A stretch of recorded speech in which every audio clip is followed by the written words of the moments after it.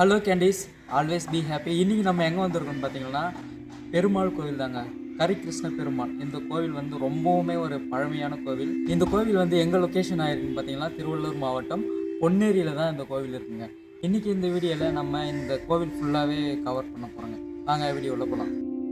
இன்றைக்கி நாம் எக்ஸ்ப்ளோர் பண்ண போகிறது ஒரு ஆன்சியண்ட்டான பவர்ஃபுல்லான ரொம்ப பீஸ்ஃபுல்லான டெம்பிள்.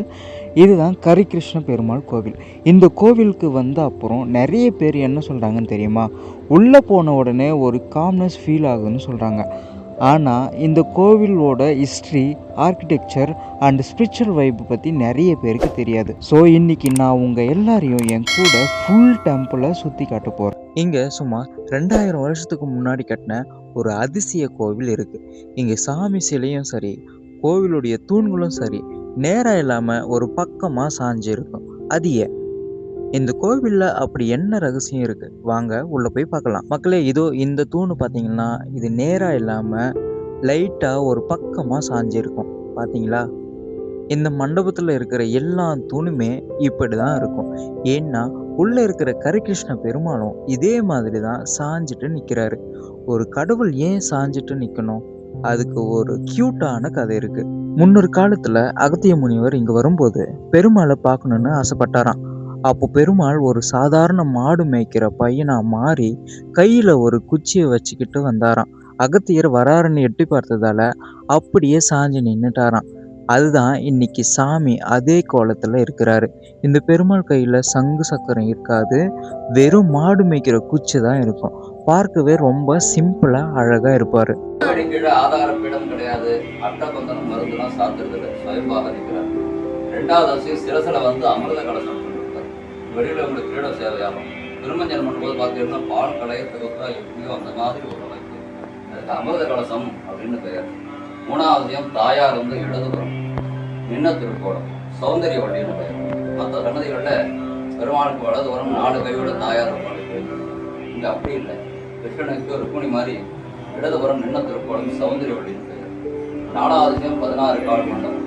இந்த ராஜகோபுரத்தில் பார்த்தீங்கன்னா 16 தூண்கள் கொண்ட ஒரு மண்டபம் இருக்கும். இந்த தூண்கள்லாம் பாருங்க பி ஷேப்ல இருக்கும், நேராக இருக்காது. 4 பக்கம் பாருங்க சாஞ்சாப்புல இருக்கும்.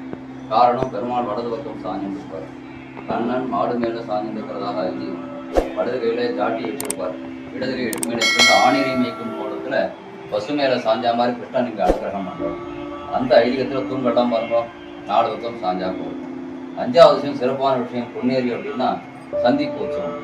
பெருமாளும் சிவனும் சந்திக்கிற இந்த ஊர்ல விஷயம். எதனால இந்த ஊர்ல சந்திக்கிறான்னு பார்த்தீங்கன்னா, அந்த மண்டபத்துக்கு மேல பாருங்க பரத்வா ரிஷி உட்காந்துருக்காரு. சிவனுக்கு குருமுனிவர் அகத்திய ரிஷி. இந்த 2 ரிஷிகளும் தவம் பண்ணி 2 பெரும் மூர்த்திகளும் சந்திக்கிறது ஒரு விஷயம். இந்த வருஷம் மே 5 ராத்திரி நடக்கிறது உற்சவம். அதனாலதான் இந்த ஊர் மெயின் பஜாருக்கு ஹரிஹரன் பஜார் அப்படின்னு பெயர். சரிங்களா? ஸ்தலவிருஷம் மகிழ மரம். பரத்வாரிஷி தவம் பண்ண இடம் அதுதான். கோவிலுக்கு பின்னாடி குளம். அந்த குளத்துக்கு பேர் சந்தான புஷ்கரணி அப்படின்னு பேர். குழந்தை பாக்கி விசேஷமான ஒரு குளம். கோவிலுக்கு முன்னாடி ஆறு. அந்த ஆறு ஆரணி ஆறு. நடுவில் பெருமாள் வடக்கே பார்த்துருக்காரு. வடக்கே பார்த்து அநேக பெருமாள் இருக்க மாட்டார். சுயம்பா தான் வந்து இருக்கிறதுனால வடக்கே பார்த்துருக்காரு. அநேக பெருமாள் கிழக்க பார்த்து இருப்பார். அடுத்து ராமர் சன்னதி போய் சேவிச்சோம்னா லக்ஷ்மணர் பாருங்க கை தூக்கிட்டு இருப்பார். மற்ற சன்னதினா ராமரை போல இப்படி தான் இருப்பார். இங்கே சீதையும் ராமரையும் சேவிக்கிற மாதிரி அஞ்சலி எதிர்த்து நடத்துறாங்க.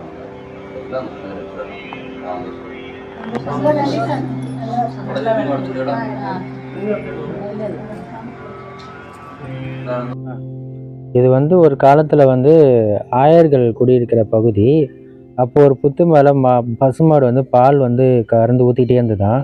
அப்போ எல்லாருமே என்ன பால் ஊற்றிட்டே இருக்குன்னு பார்க்கும்போது உள்ளே வந்து ஒரு பெருமாள் வந்து சிலை வந்து இருந்திருக்கு. அதை தூக்கும் பொழுது வந்து அந்த கெடாப்பரை மேலே படாமல் அதை தூக்கியிருக்காங்க. அப்போ பெருமாள் வந்து ஒரு பக்கம் சாஞ்சுட்டே அப்படியே எழுந்து நின்றுருக்காரு. அப்போது கொஞ்ச நாள் கழித்து கரிகிருஷ்ணர் பெருமாள் இந்த கோயிலோட பேர். கரிகால சோழன் இருக்க மன்னர் வந்து இந்த பக்கம் விஜயநகரத்தை போர் புரிய வரும்போது இங்கே கலப்பாத்துக்காக வந்திருக்காரு. அப்போ எல்லாரும் சொன்னாங்க, இந்த மாதிரி இங்கே ஒரு பெருமாள் இருக்கிறாரு, சாஞ்சிட்டு இருக்கிறாரு அப்படின்னு சொல்லவே அவர் வந்து இதை பார்த்துட்டு இங்கே கோயில் கட்டினார். இந்த கோயில் அவர் கட்டினதால, அந்த கரிகால சோழர் கட்டினதால கரிகிருஷ்ண பெருமாள் அப்படின்னு பேர் இந்த கோயிலுக்கு வந்திருக்கு. வருஷம் சித்திரை மாதம் இங்கே திருவிழா நடக்கும். அதுக்கப்புறம் அந்த சந்திப்பு திருவிழா வந்து அதான் சித்திரை மாதம் வந்து இது சந்திப்பு திருவிழா நடக்கும். மறுநாள் வந்து தேர் திருவிழா நடக்கும். இந்த கரிகிருஷ்ண பெருமாளுடைய வரலாறு பார்க்க நிறைய இன்னும் சொல்லலாம். 13 நாள் திருவிழா நடக்கும். 5வது நாள் வந்து சந்திப்பு நடக்கும் வருஷம் வருஷம். பெருமாளும் சிவனும் சந்திப்பாங்க. இப்போ பஜார் அந்த ஹரிஹரன் பஜார் பேர் வரதுக்கு காரணமே இதுதான். இப்போ இந்தியாவிலே வந்து எங்கேயுமே இந்த மாதிரி திருவிழா நடக்காது. பெருமாளும் சிவனும் ஒருத்தருக்கு ஒருத்தர் சந்திக்கிறது. மறுநாள் தேரில் வந்து பெருமாள் வந்து உற்சவம் வருவார். 2026 சந்திப்பு திருவிழா வெகு விமர்சையாக நடைபெறுங்க. இந்த வருஷம் வந்து மே மாதம் 5ஆம் தேதி சந்திப்பு திருவிழாவும், மே மாதம் 7ஆம் தேதி தேர் திருவிழாவும் ரொம்ப பிரம்மாண்டமாக இருக்கும். எல்லோரும் இந்த திருவிழாவில் வந்து கலந்துக்குங்க. நெக்ஸ்ட் வீடியோவில் உங்களை சந்திக்கிறேன்.